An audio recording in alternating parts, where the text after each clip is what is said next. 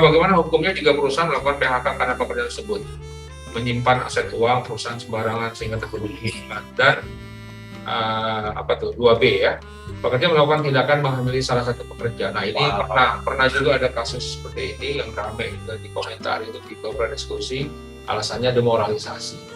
Adakah hukum di UJK demoralisasi PHK, Pak? Ya, malu doang gitu, nggak ada hukum demoralisasi. Jadi tindakan pekerja yang kedua yang contohkan ini, pekerja melakukan tindakan menghamili salah satu pekerja lain, bukan perkosaan. Bukan perkosaan, di luar nikah, demoralisasi lah. Ya, di luar nikah dan membuat pekerja lain merasa tidak nyaman. Baik, ini asik nih. Ya, jadi yang pertama tentang menyimpan aset uang perusahaan sembarangan sehingga terjadi kehilangan. Kelalaian. Ini kategorinya kan biasanya kelalaian ya. Ya.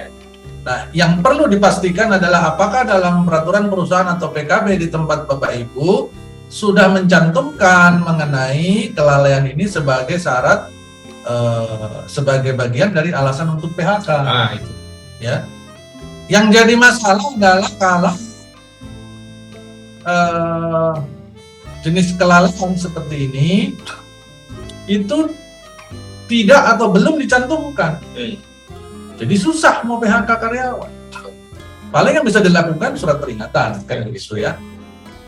Surat peringatan, ya. Dan ada satu hal tentang surat peringatan yang perlu saya klarifikasi kepada Bapak Ibu semua. Masih banyak ternyata di luar sana pendapat bahwa surat peringatan 3 kali itu bisa PHK. Ya. Jadi karena dapat surat peringatan 1, surat peringatan kedua, begitu kalian dapat surat peringatan 3, jadi PHK. Itu masih banyak yang punya pendapat seperti itu, dan pendapat itu adalah salah besar Bapak Ibu. Ya. Jadi sesungguhnya kapan PHK-nya terjadi dalam konteks surat peringatan adalah pada saat surat peringatannya sudah sampai yang ketiga, kalau ini berurutan ya, atau kriteria, sampai surat peringatan ketiga, dan jangan lupa karyawan yang bersangkutan melakukan pelanggaran lagi di dalam masa berlakunya surat peringatan ketiga. Ya. Jadi pelanggarannya ada berapa? 4. Surat peringatannya ada berapa? 3. Nah, ini yang sering terjadi di lapangan dan akhirnya membuat keputusan perusahaan ini menjadi simalakama berbalik pada perusahaan sehingga perusahaan akhirnya dikenai hukuman PHK tanpa kesalahan, bayar pesangon 2 kali, adalah surat peringatannya 3, pelanggarannya 3. Nah, ini nggak bisa. Belum waktunya di PHK. Apalagi misalkan surat peringatannya 3, pelanggarannya 4, tapi yang ketiga surat peringatannya ini sudah habis masa waktunya. Sudah lewat 6 bulan. Jadi sudah lewat setahun atau tahun lalu dia dapat surat peringatan yang terakhir. Surat peringatan ketiganya itu sudah habis masa berlakunya. Kan 6 bulan masa berlakunya. Terus dia bikin pelanggaran lagi. Bahkan pelanggaran karena kriteria pelanggaran surat peringatan ketiga. Ya. Langsung di PHK di poin itu. Situlah kesalahan yang terjadi. Ya, berhati-hati di sini. Itu tentang kejadian menyimpan aset sembarangan sehingga terjadi kehilangan. Yang kedua, nah ini harus agak berhati-hati kita menjawabnya sebelum saya dihujat banyak orang. Ya. Pekerja melakukan tindakan menghamili salah satu pekerja lain atau bukan pemerkosaan di luar nikah dan membuat pekerja lain merasa tidak nyaman. Nah, alasan PHK-nya sekarang menghamili ini bukan perkosaan, berarti dia tidak masuk dalam kategori pidana, ya. Berarti nggak juga dilaporkan. Tapi lawan nih, tindakan menghamili pekerja lain di luar nikah. Ya. Tadi istilahnya disebut suka sama suka, gitu kan? Ya. Jadi yang perlu dipastikan adalah perusahaan memiliki dasar hukum yang kuat. Saya justru balik bertanya kepada Bapak Ibu yang akan melakukan atau berencana melakukan PHK untuk kejadian seperti ini, dasar hukumnya apa kira-kira? Ya. Dasar hukumnya apa kira-kira? Ya. Kita tidak berbicara tentang masalah norma adat misalkan. Enggak, kita nggak bicara itu. Kita bicara sekarang hukumnya. Hukum ketenaga kerjaan kita di sana sudah sangat jelas. apakah kondisi menghamili di luar nikah, kumpul kebo, suka sama suka itu masuk dalam kategori alasan PHK? Ya. Ternyata tidak. Ya. Kecuali Bapak Ibu membuat klausa ini menjadi salah satu dari alasan surat peringatan 3 misalkan. Sehingga begitu bikin salah lagi, terlambat aja, dalam masa 6 bulan langsung PHK. Ya. Ya, itu silakan. Ya. Tetapi kalau langsung mem-PHK dia karena urusan ini, maka dasar hukumnya harus kuat. Ya. Saya kok kebetulan hari ini melihat belum cukup kuat, Ya. kecuali ada proses pidana di sini. Ya. Misalkan karyawan yang dihamili, nggak terima dan sebagainya, dilaporkan ke polisi, pidana dan sebagainya, masuk pencabulan atau perbuatan tidak senonoh. Iya. Tidak senonoh kok sampai hamil kan gitu ya. Nah itu, ya itu silakan. Iya. Begitu proses yang masuk di pidana, nah, perusahaan masuknya mem-PHK karyawan tadi bukan dari Dasar hukum ini. tapi dari pasal pidana. Pidana. Jadi karyawan terlibat dalam urusan pidana tadi, Iya. ya, PHK-nya dari sana. Iya. Karena kemudian ini ada yang menarik nih, membuat pekerja lain merasa tidak nyaman. Apakah apabila pekerja lain merasa tidak nyaman maka karyawan tersebut harus di PHK? Apakah ini merupakan alasan PHK yang tepat? Menurut saya tidak. Ya. Ya, tidak. Jadi ada contoh nyata kasus ini kebetulan di tempat saya pada saat dulu bekerja sekitar tahun 2007-an, 2008-an. Di sebuah daerah kawasan industri di daerah Jawa Barat. Ya. Kalau sekarang kan kita lagi di DKI ya Pak ya, Betul. beda provinsi kita. Di provinsi Jawa Barat sana, gitu, saya punya seorang staf wanita. Ya. Kebetulan dia itu di front office. Ya. Kemudian dia mohon maaf nih ya, melakukan tindakan hubungan badan Ya. dengan seorang supervisor, seorang ekspat. Oh. Dan gilanya lagi, tindakan itu dilakukan di toilet kantor. Waduh. Dan gilanya lagi, Banyak juga gilanya ya. gilanya lagi dilakukan di jam kerja.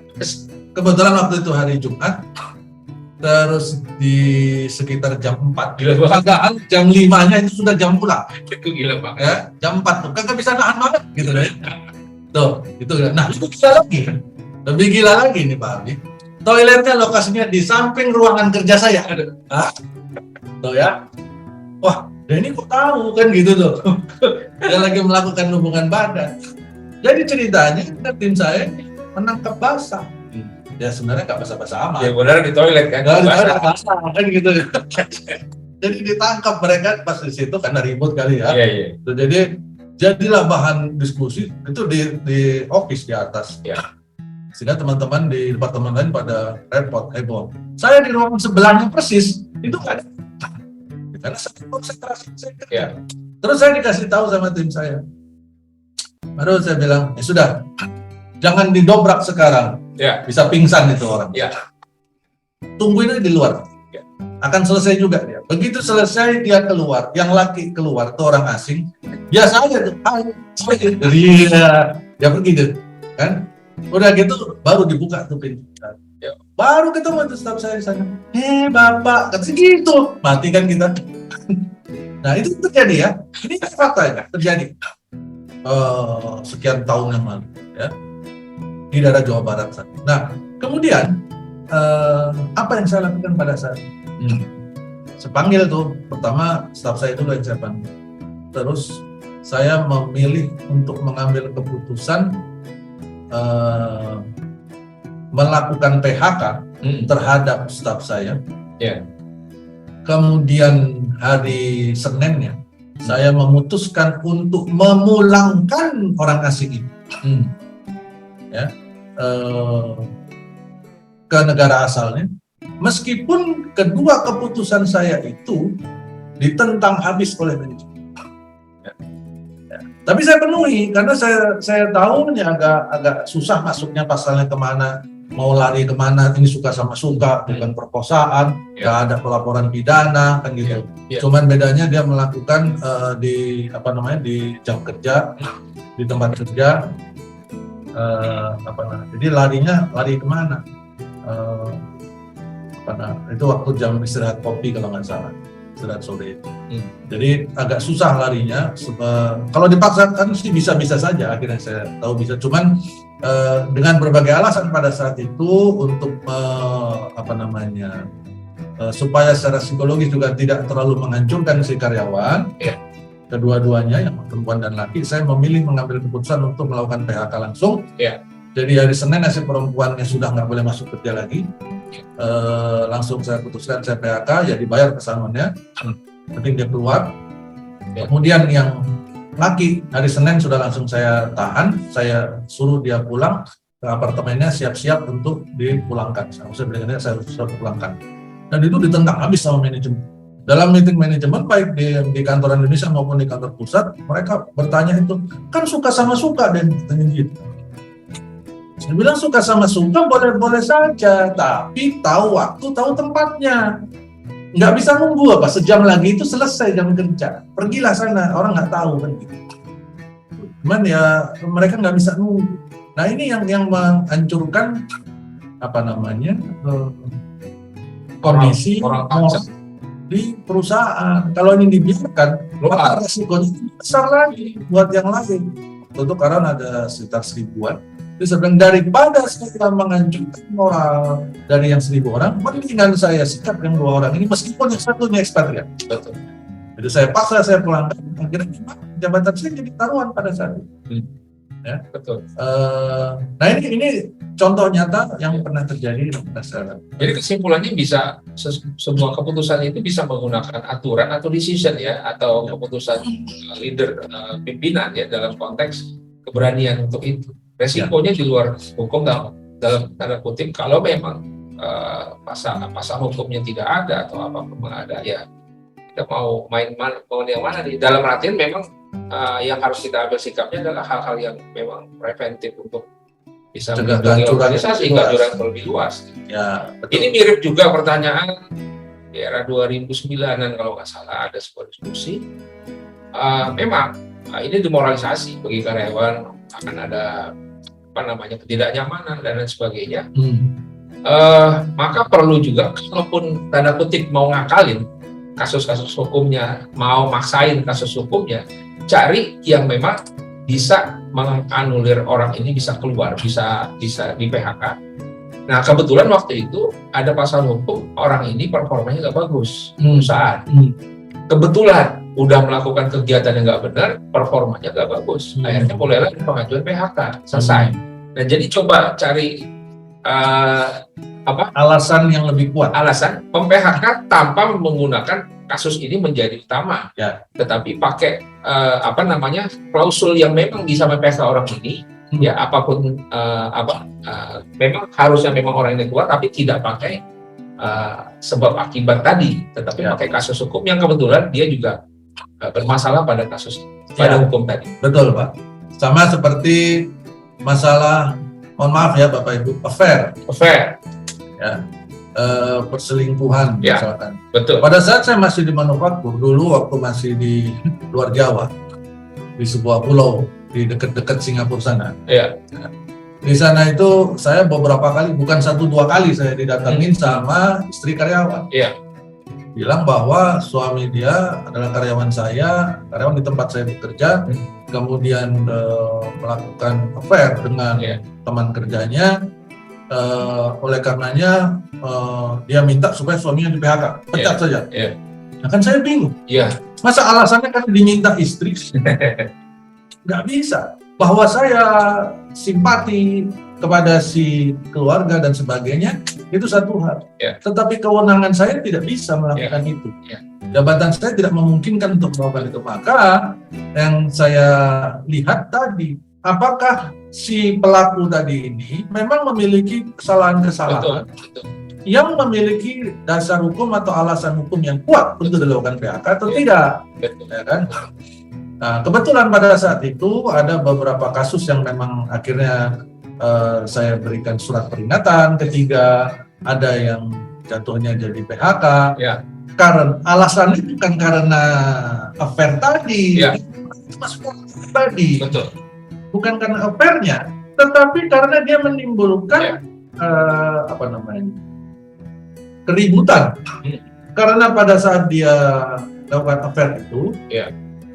si ceweknya itu punya pacar, karyawan situ juga. Ya. Berantem lah mereka nih. Ya. Nah ini sama-sama karyawan berantem, ribut. Akhirnya terjadi dua kelompok, kelompok pro dan kelompok kontra. Nah ini yang menimbulkan keributan ini. Poin inilah yang saya pakai untuk baik di satu kasus itu memberikan surat peringatan ketiga, yang kasus yang lain kasih PHK. Kenapa berbeda kan gitu tuh? Ya kebetulan yang kasus PHK karena si karyawan yang bersangkutan saat itu sedang dalam masa berlakunya surat peringatan ketiga. Ya. Belum 6 bulan, jadi dia punya kesalahan lagi sudah bisa lakukan PHK. Betul. Sehingga alasannya saya tidak bicara fairnya, tapi karena dia tidak karena menimbulkan keributan dan sebagainya, itu yang dipakai. Ini contoh ya. Ya. Jadi begitu. Ya, jadi ngakali tanda kutip hukum kasus klausul hukum dalam tanda kutip untuk melindungi kali ini ya, ini mungkin yang dibenarkan untuk moral kali ya. Kalau selama ini kan banyak praktisi ngakali kasus tenaga kerjaan untuk bukan untuk moral tapi untuk kepentingan pribadi. Nah kalau ini oke lah ya, karena ini mungkin istilahnya bukan ngakali ya, mensiasat. Kalau ngakali kerjanya masih kesannya masih negatif. Ya. Lebih setuju mensiasat. Nah, itu mungkin jawabannya Mbak Ana. Makasih atas supportnya. Makasih.